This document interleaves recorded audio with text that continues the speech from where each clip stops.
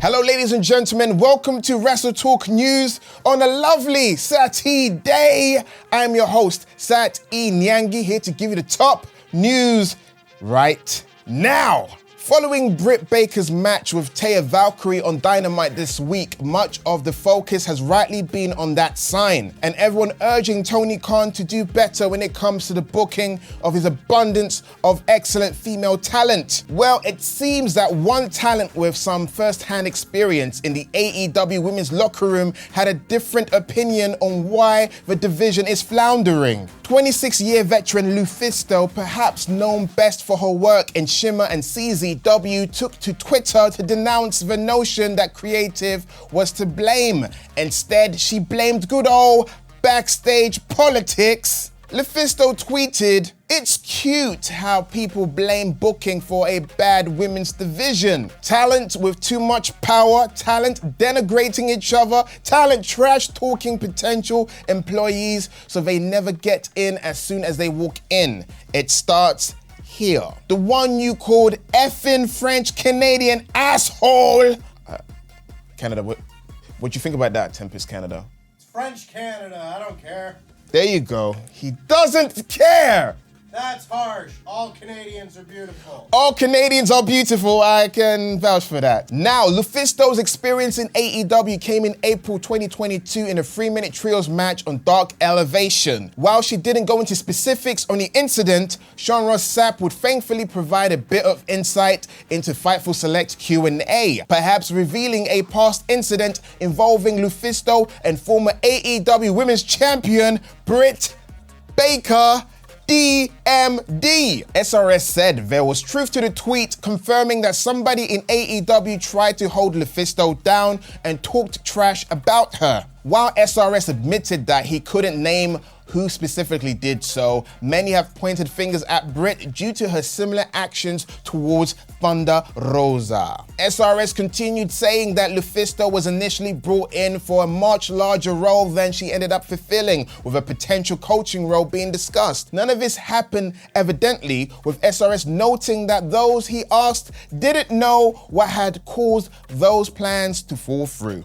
According to SRS, Lufisto holds some of the highest respect according to those who worked with her. However, SRS believes a ton of miscommunication led to an experience being a negative one. SRS did provide some defense for Baker, however, revealing that past bad experiences may have had led Baker to have a guard up, with DMD previously experiencing stuff nobody should ever go through.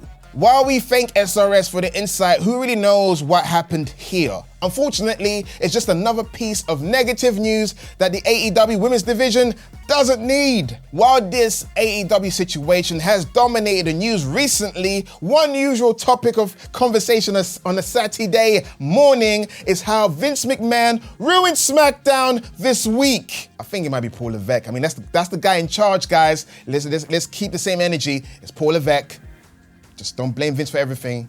Reasons being, you may have noticed it's been rather quiet on the McMahon front, which is usually good news. However, it turns out, unfortunately, that there are some real medical reasons for the 77-year-old's absence. He's only gone and underwent major back surgery without anyone knowing about it. I mean, why should we know? I don't have access to his medical profile. According to Fightful Select, McMahon recently had spinal surgery last week in an operation that reportedly lasted 5 hours long, with those close to him describing it as life-altering. This has unsurprisingly kept Vince away from WWE TV, and you'd hope those Zoom calls as well. While Vince is on the shelf for now, Fightful notes that there is uncertainty as to what capacity this will affect Vince's work in WWE and for how long. Interestingly, even talent is in the dark, with many not knowing Vince went under the knife, only finding out with the rest of us yesterday. Regardless of our disagreement with his creative input and his philosophical views, we at WrestleTalk would like to wish Vince the best in his recovery. Not me! Him. Before I sign out, I want to thank everyone that enjoys Saturday. Your comments on the comment sections, the positive ones, warms my heart. So thank you very much. Happy Saturday. And what warms up my Saturday is this brilliant man in a lovely mask. If you've seen his face, angels scream loud. Ladies and gentlemen, he is Tempest beat Canada, the GOAT. And of course, the camera goes black! I'm not here yet. I know, you're walking in the dark.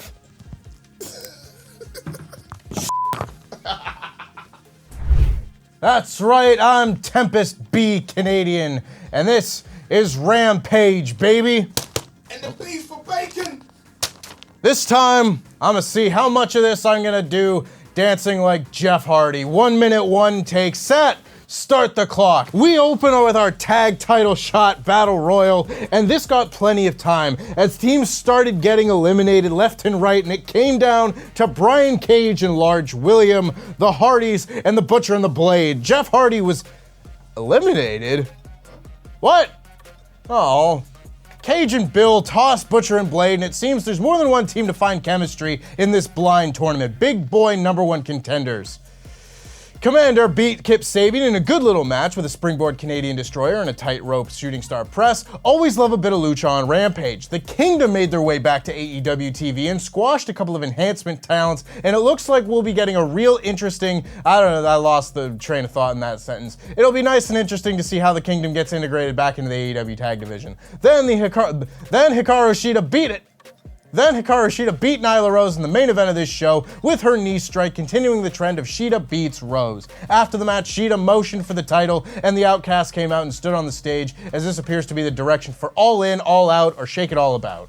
Yeah! I lost the plot there for a bit. No, you still did it. It's fine. Don't look at the time. You did it. Just trust me. Thanks, Sat. Everyone should get themselves a Sat. Or not. One's enough. And I'm Tempest.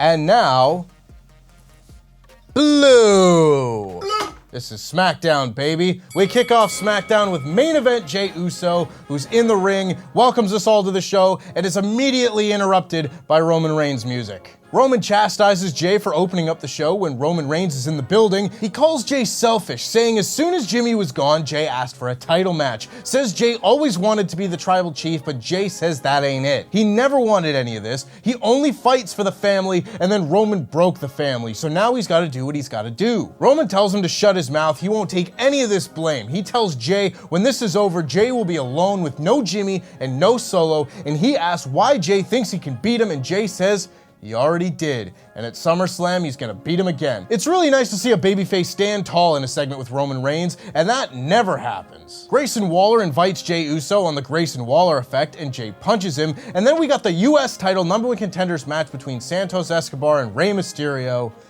Sigh, sad. This was my most anticipated SmackDown match in a long while, and then they went to one commercial break with Escobar hitting a suicide dive, but apparently that suicide dive was more dangerous than intended as Rey suffered a legitimate injury and could not continue. Nothing can stop a freak accident from time to time, but this was just the biggest bummer, taking the wind out of this show's sails. Escobar's your new #1 contender, and Rey gave him a hug after the match, so hopefully it isn't that serious.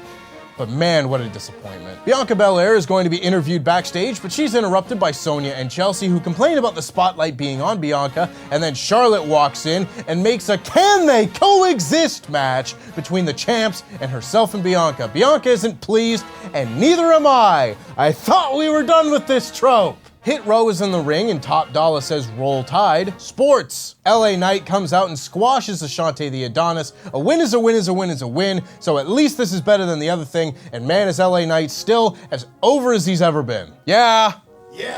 Gotta wake him up sometimes. Adam Pearce makes a match between Jey Uso and Grayson Waller for the main event, and then Charlotte and Bianca beat the tag team champions. Look, I know the WWE Women's Tag Champions are a comedy act and probably shouldn't be the type of wrestlers to be beating Charlotte Flair and Bianca Belair, but maybe they shouldn't be the f***ing champions then. Bianca gets upset that Charlotte stole her pin, and while the action in this match was pretty good, I just really can't get behind what the tag titles are on this show. If you had to do this can they coexist deal, why not wrestle someone like Isla Dawn and Alba Fire? Where the have they been? Bayley looks on backstage and laughs while Io Sky asks Bayley why she ran out on her last week. Bayley says she had to get the keys from the valet.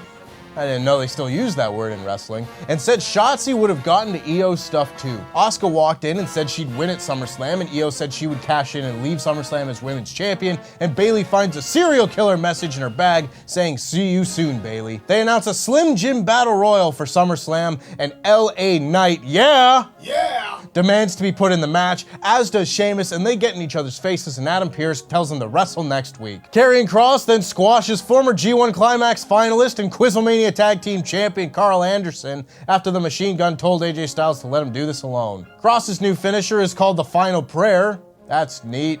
Kross chokes out Carl after the match as Styles and Michin make the save.